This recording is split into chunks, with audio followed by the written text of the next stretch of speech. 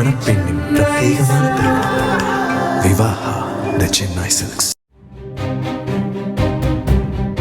நெல்லை அடுத்த மேலப்பாளையத்தில் மனைவிக்கு வீட்டிலேயே பிரசவம் பார்த்த கணவர் நசீன் ஹுசைன் என்பவர் குழந்தை இறந்த நிலையில் பிறந்ததை தொடர்ந்து போலீசாரால் கைது செய்யப்பட்டார். குழந்தை இறந்த விவரம் வெளியே தெரிந்தால் சிக்கல் ஏற்படும் என பயந்த நசீன் ஹுசைன் நேற்று இரவோடு இரவாக சிசுவின் உடலை ரகசியமாக புதைத்த நிலையில் அப்பகுதி மக்கள் அளித்த புகாரின் பேரில் கைது செய்யப்பட்டார்.